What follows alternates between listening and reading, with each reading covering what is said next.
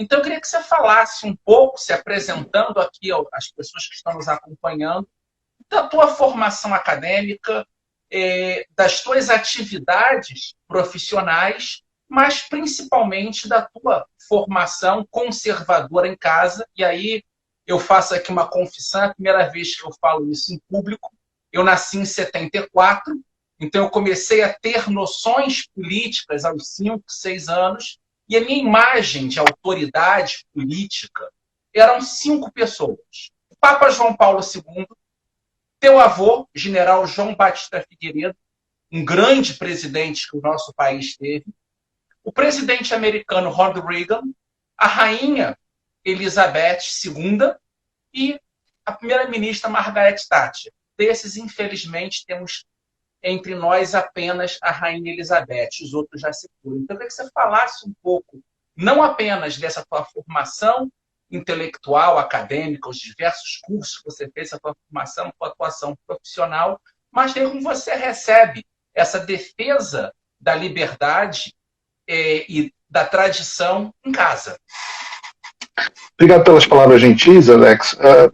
Realmente eram tempos melhores, né? Se você olhasse assim, a forma como o mundo estava alinhado na década de 80 e a forma como o mundo está hoje, as nossas lideranças pioraram bastante, acho que no mundo inteiro. Difícil competir com um time desses que estava aí. Meu avô, sem dúvida nenhuma, foi o maior homem que eu tive a oportunidade de conhecer pessoalmente, e eu tive a oportunidade de conhecer alguns grandes homens, dentre os quais hoje o presidente Donald Trump, conhecer e conviver com alguns deles, e posso te dizer que, sem dúvida nenhuma, o maior homem que eu conheci, com H maiúsculo, como ele dizia, era ele mesmo, uma coisa impressionante.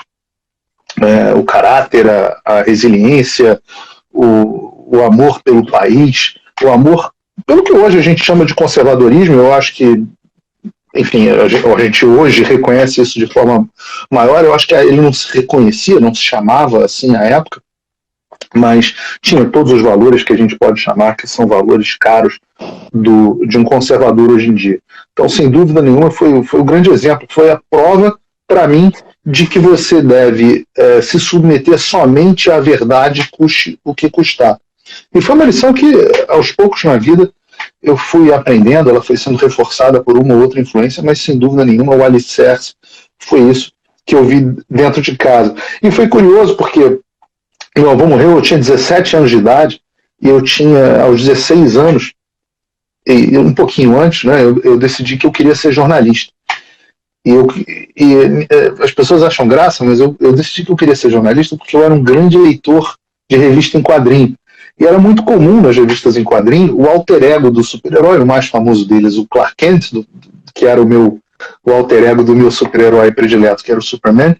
Ele era jornalista, e eu tinha uma visão muito romantizada, porque quando você é jovem, toda a visão que você tem de mundo é romantizada porque quase que por definição.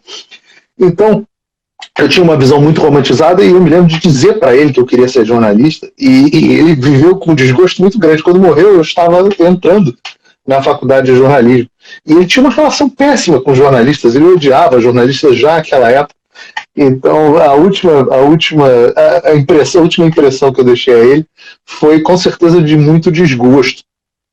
E eu entrei para a faculdade de jornalismo na PUC do Rio de Janeiro, cursei 2 anos e meio da faculdade, e aí eu comecei a perceber que tinha alguma coisa ali que não era para mim, que talvez aquela formação não fosse a formação que eu esperava que fosse, e talvez a profissão de jornalista não fosse a profissão que eu imaginava que fosse. Os jornalistas não eram Lois Lane, Clark Kent.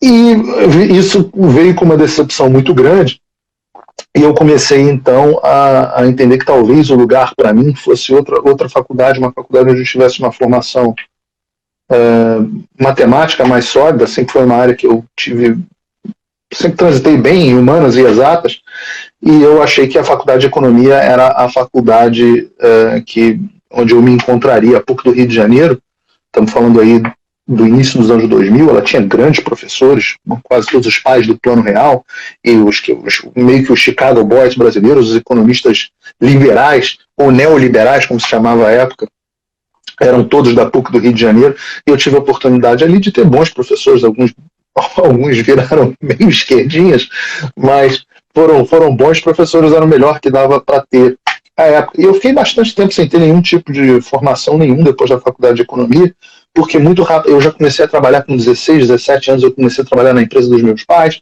logo depois eu arrumei um estágio no mercado financeiro, que foi bastante curto, porque eu resolvi entrar no setor público.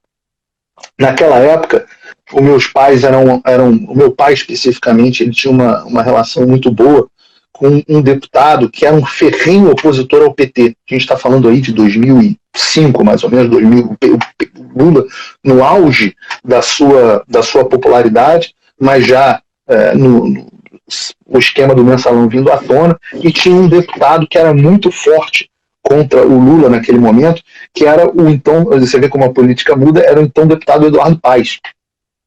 E era o deputado do Rio, e que fazia uma ação muito grande ali na Barra da Tijuca, no Rio de Janeiro, onde eu morava. E ele tinha uma relação boa com meu pai, etc. E o meu pai um dia falou com o Eduardo: meu filho gosta de política, ele queria aprender com você, ele também não gosta do PT e tudo mais, não, é um cara que não é de esquerda. E aí o Eduardo foi muito gentil comigo, logo no início me abriu alguns espaços, eu fui galgando ali, até que cheguei à posição de chefe de gabinete, fui umas posições altas, e depois assessor especial dele como prefeito. Aprendi bastante, mas o Eduardo mudou de posição dentro da política e eu não cabia mais ali naquele momento, né? Eu comecei a trabalhar com um opositor ferrenho ao Lula e terminei com um cara que dava beijinho e fazia carta de amor ao Lula, e não era mais o meu momento, mas foi um tremendo aprendizado na vida pública, porque deu para transitar por parlamento, Assembleia Legislativa, governo do Estado, Prefeitura do Rio, então um aprendizado grande ali de vida pública. Voltei para a iniciativa privada, foi hora de ganhar dinheiro. Primeiro voltei para a empresa do meu pai, depois fundei minha própria empresa, lancei os meus próprios empreendimentos, tive, posso dizer, bastante sucesso. Apesar da vida empresarial ser difícil, ser sempre repleta de insucessos. Não adianta, para ler todas as biografias dos homens de sucesso, todos tiveram insucesso. Então, mas posso dizer que no frigir dos ovos acabou sendo uma biografia de bastante sucesso. Em 2015, a minha agora ex-mulher engravidou da minha primeira filha, e eu cheguei à conclusão de que, do ponto de vista civilizacional, os Estados Unidos eram a minha civilização. Apesar do Brasil ser e sempre será o meu país, como civilização, a civilização que serviu como influência para os meus valores, para a minha visão de mundo, sem dúvida nenhuma, foi a civilização americana. E muito por conta da violência do Rio de Janeiro e por conta dessa questão dos valores civilizacionais, eu falei: olha, eu quero que as minhas filhas, elas sempre vão ter a origem e a herança brasileira, mas eu quero que elas sejam americanas. Nós nos mudamos para cá. Eu tive 2 filhas que nasceram aqui, saí da posição de CEO da empresa que eu fundei e passei para o conselho de administração, e aí falei: bom, agora eu estou aqui, eu tenho um pouco mais de tempo, o que eu posso fazer? Bom, é hora de aproveitar que você está aqui e estudar. Graças a Deus a tecnologia facilita muito nesse sentido, aproveitar das melhores universidades do mundo, que era uma coisa que eu não tinha tido tempo para ter. E aí eu passei um bom tempo aí estudando, passei por grandes escolas, passei pelo MIT, passei por Harvard 2 vezes, passei pela London School of Economics, e se bobear, estava ontem aqui olhando mais um programa agora que eu achei interessante, um programa para fazer de Stanford, porque a gente não pode parar, a gente tem que estar sempre aprendendo. Então, se eu tivesse mais tempo hoje em dia, que é uma coisa que não tenho, eu me dedicaria mais ainda ao estudo. Nesse meio do caminho, eu notei que a cobertura, eu já tinha um Twitter, mas não tanto ativo, já tive conta no Facebook, mas eu notei que a cobertura do que acontecia nos Estados Unidos era muito ruim. Os correspondentes internacionais não entendem o que se passa na política americana, são todos militantes. Não são só militantes, esses de um modo geral são meio burrinhos mesmo. São ignorantezinhos e tal. Então eles replicam o que o New York Times, a CNN, o Washington Post fala, e não é nada disso que está acontecendo nos Estados Unidos. E eu montei um canal do YouTube com um programa chamado Conexão América. E aí, que era basicamente para desdizer, né? Um programa, na abertura, um programa onde a gente mostra para você, eu mostrava as fontes primárias, mostro as fontes primárias do que está acontecendo nos Estados Unidos, sem o bullshit dos correspondentes internacionais brasileiros. E o programa deu muito certo, começou a ter uma audiência não tão grande de forma numérica, mas eu comecei a ter, assim, ministro Ernesto Araújo elogiando o programa, pessoas assim, relevantes, diplomatas, pessoas às vezes até da própria imprensa. E aí, num dado momento, o André, meu amigo, André Marinho, me chamou. Ele tinha uma ideia de fazer um programa para cobertura presidencial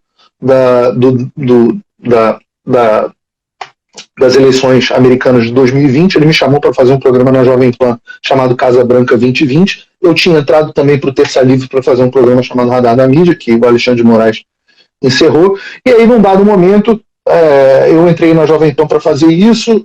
Na época, calhou da Jovem Pan ter demitido o Constantino. Na época, eles precisavam de um comentarista conservador. Eu estava ali dentro da casa fazendo um programa. Eles me chamaram para fazer um programa de debate, que era o 3 em 1. E aí, quando eu entro num programa de debate, as pessoas conheceram o meu lado, que o pessoal brinca de chamar de Tramontina, mas é o meu lado de debatedor franco. Eu nunca agredi pessoalmente ninguém. E os nomes foram viralizando, e aí, enfim, meu nome explodiu e ganhou esse reconhecimento, mas no final das contas, tudo começou com isso, com a minha ideia de mostrar para as pessoas que o jornalismo não estava fazendo um trabalho adequado. E eu sempre me mantive como jornalista, sou membro de associação jornalista, etc, etc. Tenho um amor pelo jornalismo, apesar da grande frase que ter ficado famosa, foi: o jornalismo profissional morreu, numa discussão minha com uma jornalista bem tradicional mesmo, que é a Thaís Oyama, e o Josias de Souza, outro dinossauro aí do jornalismo brasileiro. E eu acho que esse é um bom resumo da minha trajetória nesses últimos tempos.